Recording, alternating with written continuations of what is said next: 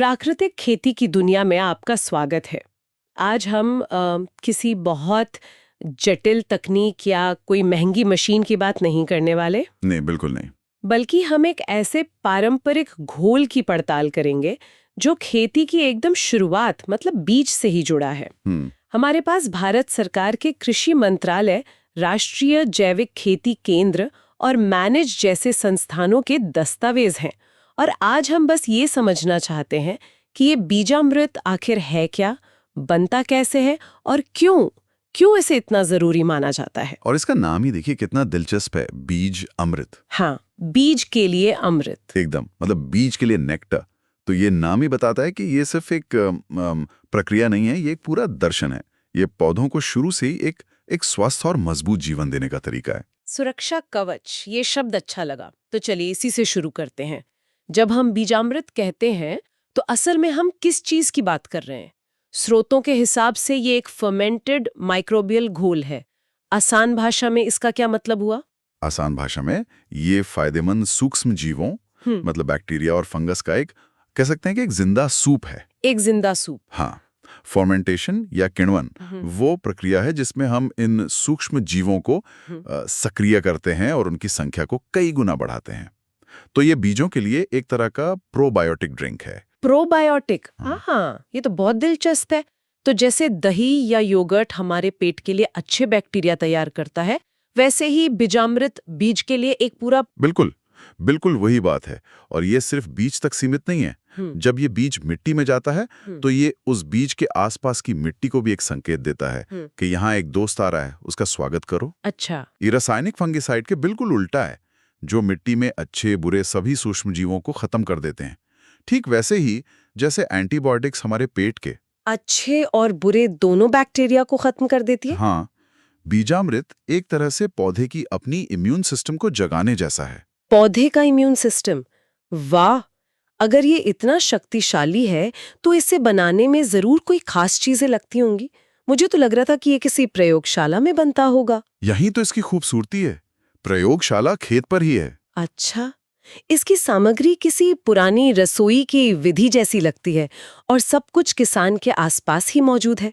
मुख्य सामग्री है देसी गाय का गोबर, देसी गाय का गोमूत्र, पानी, थोड़ा सा चूना और एक मुट्ठी मिट्टी। बस इतना ही? गोबर, गोमूत्र और मिट्टी, ये सुनने में जितना सरल है उतना ही मतलब यकीन करना मुश्किल है। अच्छा, इसमें एक सवाल जो हमेशा मन में आता है, देसी गाय पर इतना जोर क्यों दिया जाता है? ये बहुत अच्छा और जरूरी सवाल है। क्या विदेशी नस्ल की गाय जैसे जर्सी या होल्स्टीन के गोबर में वो बात नहीं है? देखिए, स्रोतों के अनुसार इसके पीछे एक मजबूत पारिस्थितिक कारण है। देसी गायों ने हजारों सालों से उसी स्थानीय वातावरण में रहते हुए वहां का चारा खाया है। तो उनका जो पाचन तंत्र है वो उन स्थानीय सूक्ष्म जीवों से भरा होता है जो उस इलाके की मिट्टी और जलवायु के लिए सबसे उपयुक्त होते हैं। वो उस इकोसिस्टम का हिस्सा है। तो उनके गोबर के माइक्रोब्स भी उस मिट्टी के लिए सबसे अच्छे दोस्त हुए। बिल्कुल। विदेशी नस्लों का खानपान और पाचन तंत्र अलग होता है, तो उनके गोबर में सूक्ष्म जीवों की वो विविधता और मजबूती नहीं मिलती। अच्छा, तो ये हाइपर लोकल होने के बारे में है। मतलब अब उसी इलाके के हीरो माइक्रोब्स को इस्तेमाल कर रहे हैं। और एक और अनोखी सामग्री थी राइजोस्फेरिक मिट्टी। ये क्या होती है? खेत से कोई भी मिट्टी उठा ले? नहीं, कोई भी मिट्टी नहीं। राइजोस्फेरिक मिट्टी वो होती है जो पौधों की जड़ों के ठीक आसपास पाई जाती है, खासकर किसी पुराने पेड़ के नीचे की या फिर खेत की मेड़ पर की मिट्टी। अच्छा, ये मिट्टी सूक्ष्म जीवों का खजाना होती है। ये एक इनोक्युलेंट का काम करती है, मतलब ये घोल में स्थानीय सूक्ष्म जीवों का एक स्टार्टर कल्चर डालती है। समझ गई। तो गोबर और गोमूत्र से माइक्रोब्स का एक बेस मिला और फिर मिट्टी से उस इलाके के खास माइक्रोब्स का तड़का लगा दिया। और चूने का क्या काम है इसमें? चूने के दो मुख्य काम हैं। पहला, ये घोल के पीएच को नियंत्रित करता है, उसे बहुत ज्यादा एसिडिक होने से रोकता है ताकि अच्छे बैक्टीरिया आराम से बढ़ सके। हाँ, और दूसरा, इसमें हल्के एंटी फंगल गुण भी होते हैं जो कुछ हानिकारक फंगस को शुरू में ही रोकते हैं। तो ठीक है, सामग्री तो समझ आ गई। अब इसे बनाने की प्रक्रिया पर आते हैं। दस्तावेजों में कहा गया है कि 5 किलो गोबर को एक सूती कपड़े में बांधकर पोटली बनानी है। कपड़े में क्यों? सीधे पानी में क्यों नहीं घोलते? कपड़े का इस्तेमाल ये पक्का करता है कि गोबर का जो ठोस हिस्सा है वो पानी में ना घुले, सिर्फ उसका सार या अर्क धीरे धीरे पानी में आए। इससे घोल एक जैसा बनता है। ठीक है, तो इस पोटली को 20 लीटर पानी में 12 से 16 घंटे के लिए डुबोकर रखना है। ये समय इतना सटीक क्यों है? अगर कोई इसे 6 घंटे रखे या पूरे 24 घंटे छोड़ दे तो क्या होगा? ये समय बहुत महत्वपूर्ण है। इसे आप एक्टिवेशन का समय कह सकते हैं। एक्टिवेशन? हाँ, इन 12 से 16 घंटों में गोबर में जो सुप्त अवस्था में पड़े सूक्ष्म जीव हैं, वो पानी और ऑक्सीजन के संपर्क में आकर जाग जाते हैं और अपनी संख्या बढ़ाना शुरू कर देते हैं। तो 6 घंटे में ये प्रक्रिया पूरी नहीं होगी? नहीं होगी, और 24 घंटे से ज्यादा रखने पर शायद कुछ अनवांटेड बैक्टीरिया भी पनप सकते हैं। तो ये एक संतुलित समय है। इसके बाद उसी पानी में पोटली को निचोड़ना है, फिर 5 लीटर गोमूत्र, चूने का पानी और वो 1 मुट्ठी मिट्टी मिलानी है, और फिर इसे 8 से 12 घंटे के लिए और छोड़ देना है। ये दूसरा इंतजार क्यों? यह दूसरा चरण है फर्मेंटेशन का, किण्वन। अच्छा। अब जब सारे इंग्रेडिएंट्स एक साथ आ गए हैं तो सूक्ष्म जीवों की असली पार्टी शुरू होती है। अच्छा। वो तेजी से अपनी संख्या बढ़ाते हैं। गोमूत्र में मौजूद यूरिया उन्हें ऊर्जा देता है। इस 8-12 घंटे में ये साधारण घोल एक जिंदा शक्तिशाली माइक्रोबियल अमृत में बदल जाता है। तो अब ये शक्तिशाली घोल तैयार है, इसका इस्तेमाल कैसे करते हैं? क्या बीजों को इसमें घंटों तक डुबोकर रखना पड़ता है? नहीं, बिल्कुल नहीं। प्रक्रिया बहुत सरल है। बीजों के ढेर पर बीजामृत छिड़कें और हाथों से धीरे धीरे मिला दें ताकि हर बीज पर एक पतली परत चढ़ जाए, बस। इसके बाद बीजों को छांव में सुखाना होता है। ये बात मुझे थोड़ी अजीब लगती है। हम तो हर चीज को तेजी से सुखाने के लिए धूप में रखते हैं, छांव में क्यों? बहुत जरूरी है ये, शायद सबसे जरूरी कदमों में से एक। आप इसे ऐसी समझिए कि आप बीजों पर एक जीवित परत चढ़ा रहे हैं। ये सूक्ष्म जीव जिंदा हैं। ओह हाँ। तेज धूप और उसकी गर्मी इन सूक्ष्म जीवों को मार देगी और बीजामृत का पूरा असर ही खत्म हो जाएगा। छांव में वे बीज की सतह पर चिपककर बस निष्क्रिय हो जाते हैं, एक तरह से सो जाते हैं। और जैसे ही बीज को मिट्टी में नमी मिलती है, वे फिर से जी उठते हैं और अपना काम शुरू कर देते हैं।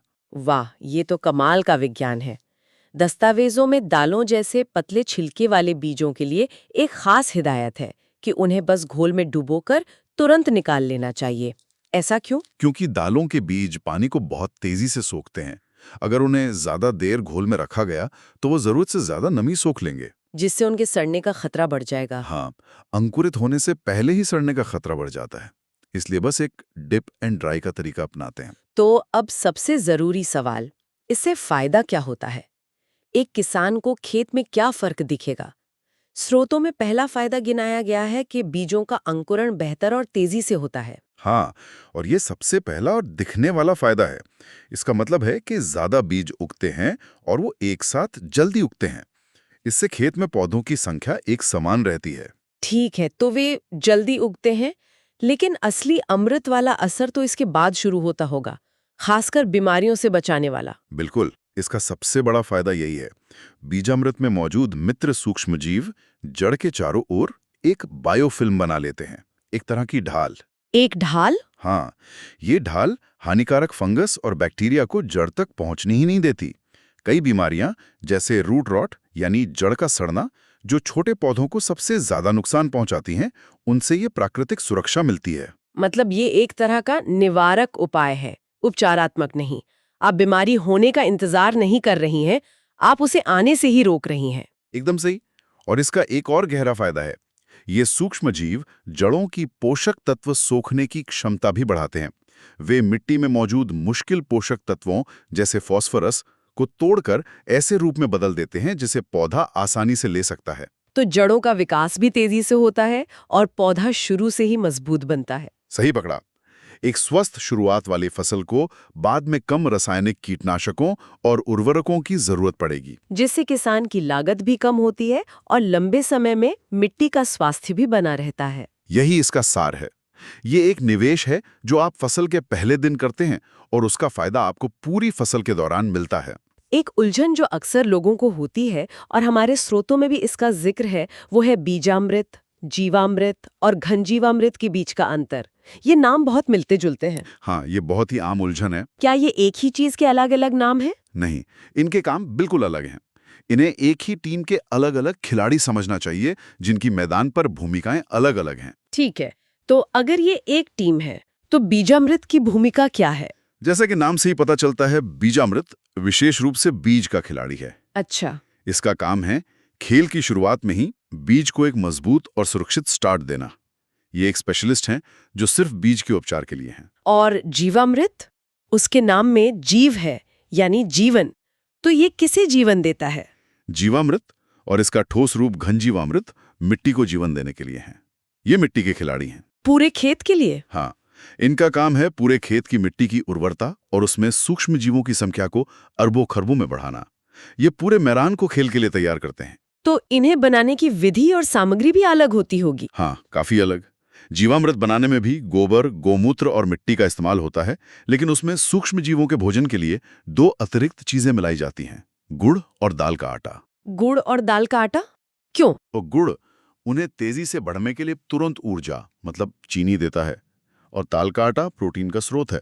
इससे उनकी संख्या में एक विस्फोटक वृद्धि होती है। और इसे बनाया भी बहुत बड़ी मात्रा में जाता होगा, जैसे 200 लीटर के ड्रम में। बिल्कुल सही। जबकि बीजामृत तो कुछ ही लीटर में बन जाता है। तो इसे ऐसे समझें, बीजामृत नवजात शिशु के लिए पहला टीका है जो उसे जन्म के समय बीमारियों से बचाता है, और जीवामृत उस बच्चे के बड़े होने के लिए पौष्टिक भोजन और एक स्वस्थ वातावरण है।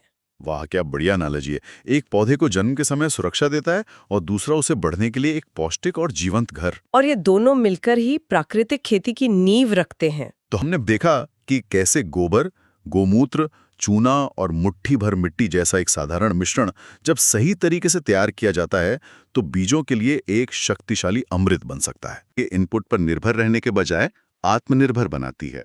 इस पूरी चर्चा से एक जरूरी बात ये समझ आती है कि बीजामृत सिर्फ एक बीज उपचार नहीं, बल्कि एक समग्र दृष्टिकोण का पहला और सबसे महत्वपूर्ण कदम है। हाँ, एक ऐसा कदम जो पौधे को उसकी यात्रा की शुरुआत से ही प्रकृति के साथ जोड़ देता है। बिल्कुल। और ये हमें आज के दौर में सोचने के लिए एक महत्वपूर्ण सवाल पर छोड़ जाता है, जहां एक तरफ हम हाईटेक कृषि, ड्रोन, जेनेटिकली मॉडिफाइड बीजों की बात करते हैं जो बहुत पूंजी और तकनीकी मांग करते हैं। हाँ, और वहीं दूसरी तरफ बीजामृत जैसी पारंपरिक, ज्ञान आधारित और लगभग शून्य लागत वाली तकनीकें हैं। सवाल यह है कि भविष्य की एक टिकाऊ और मजबूत खाद्य प्रणाली बनाने में इन दोनों के बीच संतुलन कहाँ और कैसे पाया जा सकता है।